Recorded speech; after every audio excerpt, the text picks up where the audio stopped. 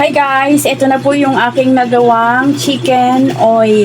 Ayan siya guys, nakagawa ako ng 17 pieces guys. Ayan siya guys, yung ating chicken oil.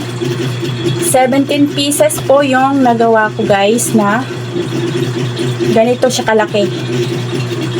Tansyahin na lang po natin kung magkano po yung presyuhan natin.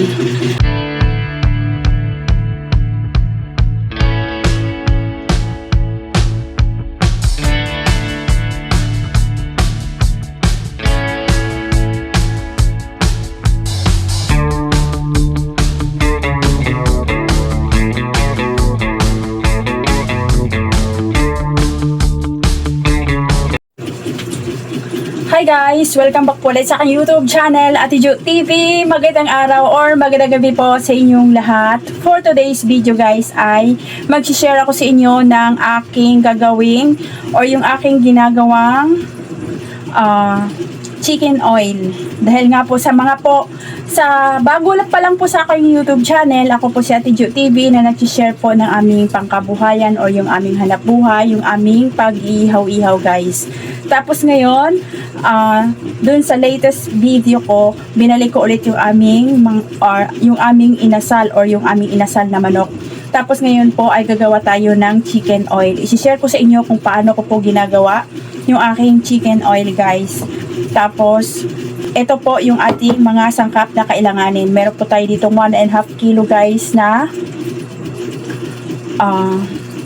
taba or balat ng manok, chicken skin. Ito po guys, sa part po ito ng sa may puwet po ng manok. Sa puwet po ng manok, sa buong manok po na mabibili natin, meron po tayong makikita doon sa may puwet na taba o yung balat. Yun po yung aking iniipon guys. Ito siya, itsura niya. Yan yung iniipon ko para makagawa ako ng chicken oil. Pero alam ko guys, merong nabibili nito. Pero sa araw-araw namin ginagawa na, araw-araw naming bumibili kami ng manok, nakakaipon ako ng ganito na siya kadami. 1.5 kilo na siya guys or mahigit pa. Ayun, chicken skin. Hinugasan ko na po ito. Ang paraan ko po pala ng paghuhugas ng aking mga karne ay nilalamas ko po siya ng asin bago ko po hugasan ng maigi pa ulit-ulit. Kasi yung asin po, yun po yung sangkap para maalis po yung lansa ng ating mga karne or yung ating hinuhugasang mga karne. Tapos, meron po ako ditong lemongrass. Nakakat-cut na po siya guys. Tapos, bawang, star anise. Ayan po, star anise. Tapos, whole peppercorn or pamintang buo. Ayan siya guys. Tapos, ayun, bawang, nakaslice na at yung lemongrass. Meron din po ako dito. Binasa ko na siya guys. Nilagyan ko lang siya ng konting tubig at syete or anato. Ayan siya guys, atsuete, pampakulay. Tapos meron akong pampalasa. Yan po yung gamit ko. Hindi po ito sponsored guys, pero yan po yung gamit ko kasi medyo mura siya. Tapos gagamit po tayo ng suka para maalis po talaga yung lansa nitong ating chicken skin. Ayan po guys, mag-umpisa na po tayo. At samahan nyo po ako. At ito po pala guys ay pwede natin gagawing pang negosyo. Dahil po sa aming barbecue, sa aming pagtitinda ng inasal or ng chicken inasal, sabay po sa aming mga barbecue, ay marami po naghahanap nito guys. Sa umpisa po, fini-free ko lang kasi po, pag may bumili ng hita or pakpak or picho, sinasabayan namin ng chicken oil. Pero konti lang guys. Yung iba nabibitin, kaya ang nagkaroon ako ng idea na magbebenta ako netong chicken oil guys. Ayan po, papakita ko sa inyo. Tara po, mag-umpisa na po tayo kung paano po gagawin yung chicken oil. Ngayon po ay umpisahan na po natin yung pagluluto natin ng chicken oil. Ilagay ko na po guys yung ating chicken skin or balat ng manok. Ayan po, ito po pala ay bandang sa may puwet ng manok. Tapos ngayon po ay ilalagay ko po yung ating Yan, yung pinakita ko sa inyo kanina. Star anise, ito po para maalis din po yung lansa ng ating magagawing chicken oil. Ito po ay mabango guys. Naglalagay ako ng star anise. Tapos, yung ating lemongrass, dinikdik ko na po ito guys. Para maalis po talaga yung lansa ng ating chicken skin. Tapos, yung whole peppercorn, ilagay ko na rin po. Tapos, yung ating bawang, ilagay ko na po lahat. Tapos, ilagay ko na rin po yung ating pampalasa. Yan po, pork saboy yung aking gamit. Hindi po yan sponsored lang. Ito lang po yung gamit ko kasi medyo mura po siya. Tapos, malasa na rin po naman yung aking mga ginagawang pagluluto. Tapos, mix natin. Haluin po natin. Tapos, maglalagay pa pala ako guys ng suka. Yan po, yung suka na. May suka akong sinamak. Ito na yung ginamit ko guys para talagang malasa yung ating gagawing chicken oil at maalis talaga yung kanyang lansa. May mga sangkap na siya guys. Konti lang para maalis lang yung talagang lansa. Tapos maglagay po tayo ng konting asin guys.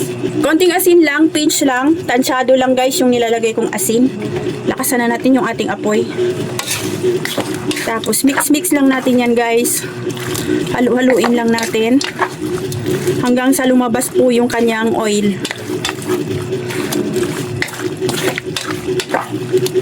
Yung apoy ko po pala guys ay high heat. Malakas po yung aking apoy. I-adjust na lang natin yung apoy mamaya pagka lumalabas na yung kanyang mantika. Yan, mix lang natin guys. Yan po.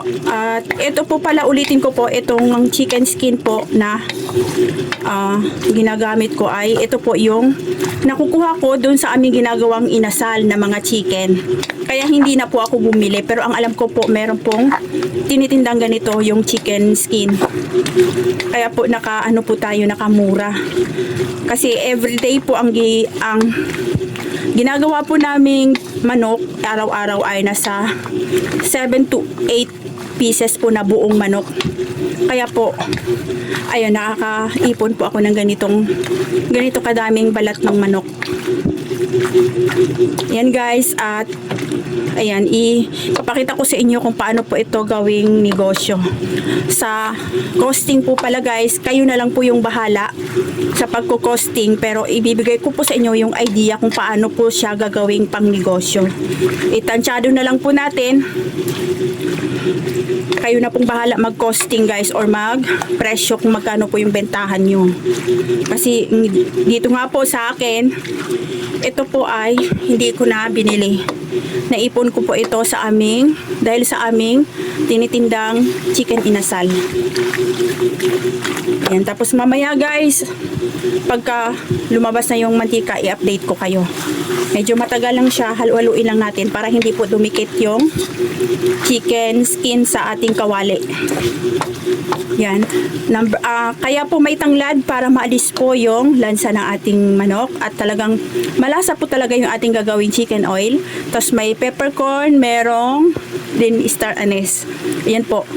Masarap po siyang combination at ang alam po natin pag sa may puwet ng manok, may lansa po talaga yan siya guys. Kaya yun po, ganun po yung ginagawa ko. May suka, lemongrass, star anise at saka whole peppercorn. Guys, eto na po siya. Unti-unti na pong lumabas yung mantika sa ating chicken skin. Ayan na siya guys. O, napakadami pala talaga ng makukuha nating oil dito sa ating, dito pa ganito kadami guys na na balat ng manok. Ito po pala guys ay hindi ko na siya hiniwa-hiwa. Yun, ganun lang siya liliit naman po yan mamaya pag na-impis na or na yan, na fry na deep fry na siya. Liliit yan. Ayan, ang dami nang lumalabas. Tsak na marami tayong magagawa nitong oil.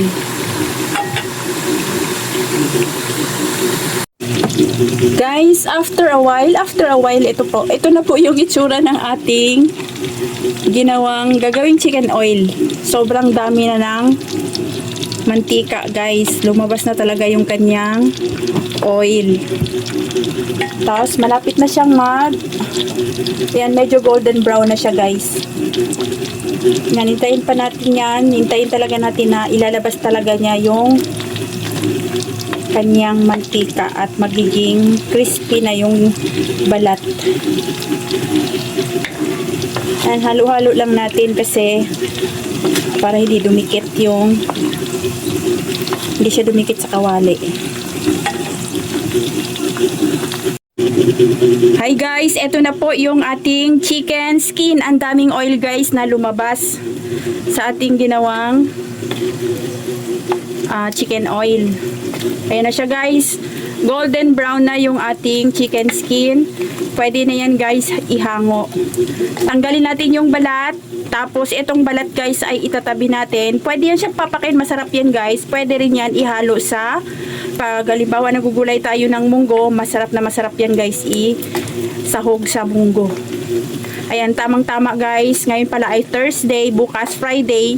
Mag-munggo Friday tayo bukas guys. Kasi meron tayong pang sahog sa munggo. Napakasarap nito guys. Naamoy ko na sobrang bango.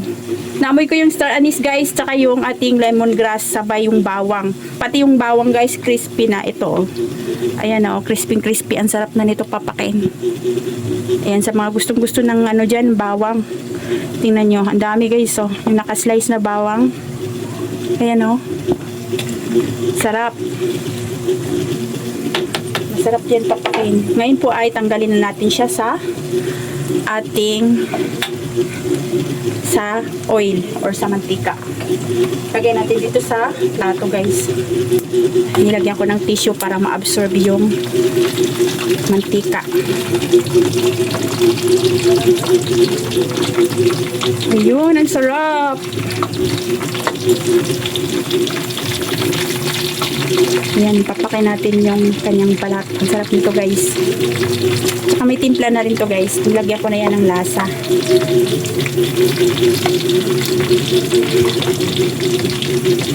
Sarap ng pulutan. Ayun, nag-crispy rin yung ating lemongrass. Nag-crispy lahat guys yung nilagay nating mga sangkap. Pati si star anise. Ayan na siya. Ganyan kadami yung ating focus mo yung yung mantika. Ayan po guys, ang dami nating chicken oil. Ang dami. Napakadami palang nagagawa nun. Hindi ko na nakalain guys, nakakaipon ako ng ganun kadaming balat ng manok. Tapos ngayon po ay okay na yan. Ilalagay na natin yung ating atsuete or annatto seeds.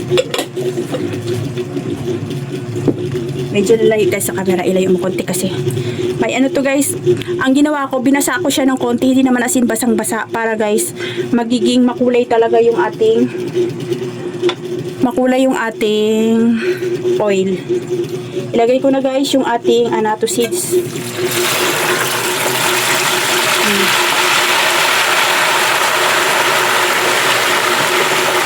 Haluin na natin kasi kumukulo siya. Baka aapaw. Layo natin yung ating camera kasi baka matalsikan ng mantika.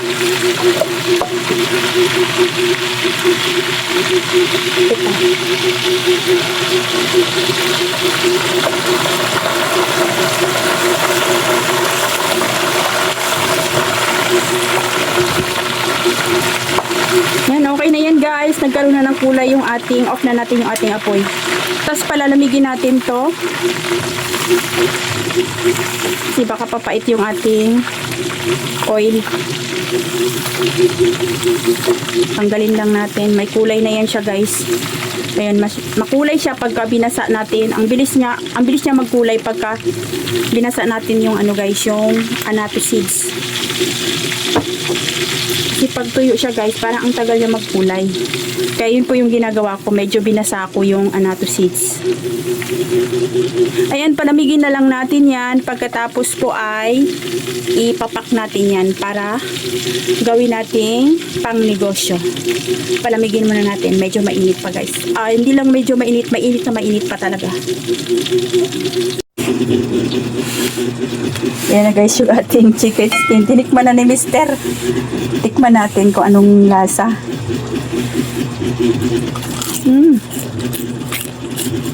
Crispy. Sarap. Tamang-tama lang yung ano niya guys, yung alat. Hindi siya ganun kaalat. Sarap yung ating nilagay na pampalasa. Sarap.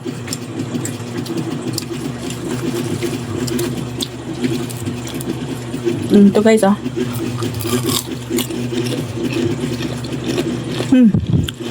crispy. Sarap. Ang lalaki pa niya. Kasi hindi ko siya hiwa-hiwa. Pwede natin yung pansahog sa munggo bukas. Yan si Mister. Ang lutong. Yan guys, tikman din natin yung bawang. Yan, sarap yung bawang guys. Para siyang bawang na nilalagay sa pritong mani. Tikman natin yung bawang. Tapos ito.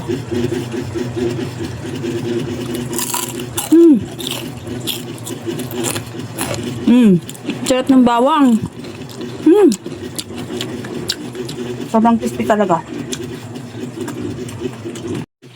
Hi guys! Ito na po yung nagawa kong chicken oil. Ito siya guys. Tapos, hinati-hati ko siya. Tapos, dito nakalagay yung iba. Ayan, kalahati lang din yung laman nito guys.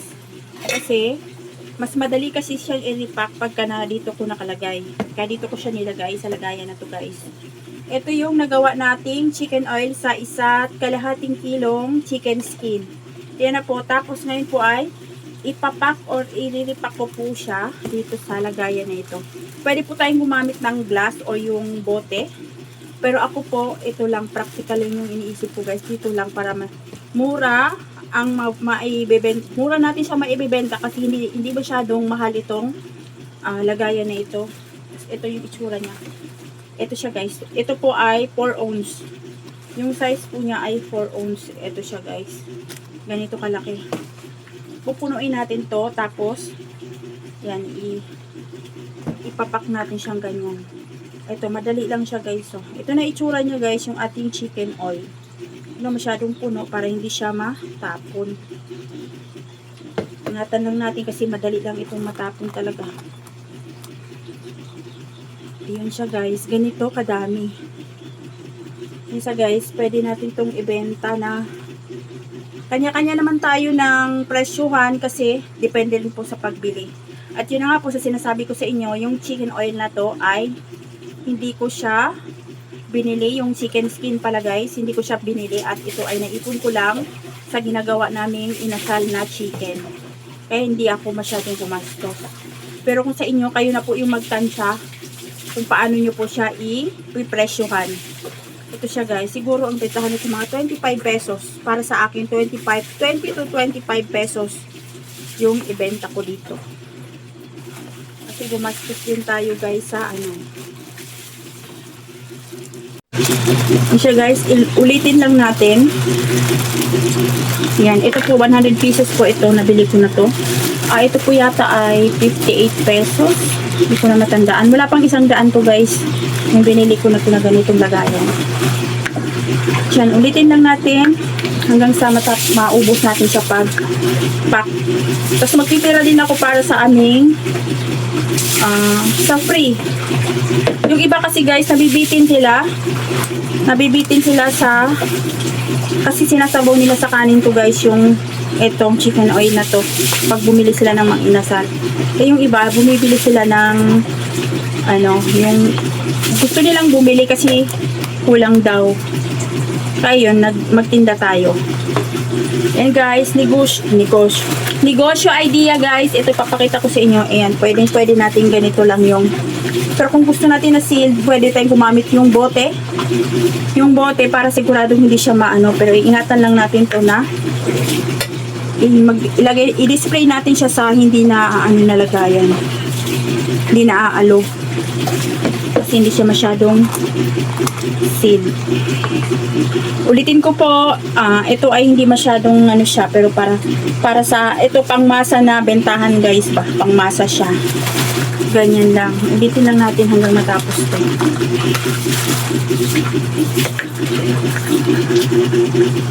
Napakasarap nito guys na chicken oil na to. Malasa siya, wala siyang amoy, wala siyang kalansa-lansa dahil nga po doon sa nilagay nating mga sangkap.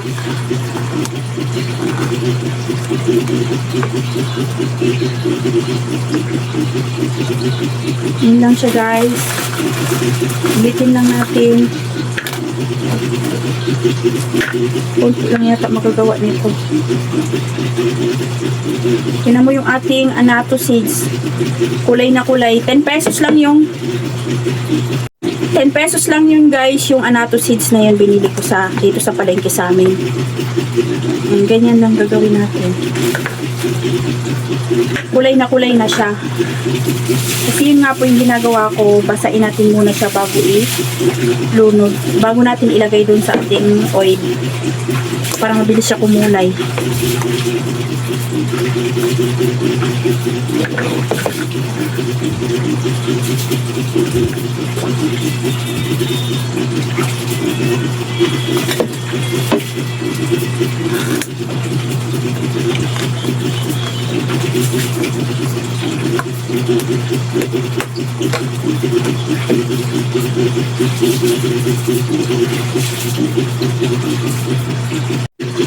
Hi guys, ito na po yung aking nagawang chicken oil. Ayan siya guys, nakagawa ako ng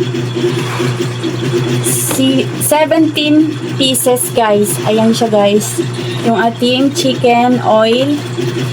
17 pieces po yung nagawa ko guys na ganito siya kalaki. Tansyahin na lang po natin kung magkano po yung presyuhan natin. Yan po siya guys. Maraming salamat po sa inyong panonood. At nawa po nakapagbigay pa ako sa inyo ng idea sa pagluluto po or paggawa po ng chicken oil.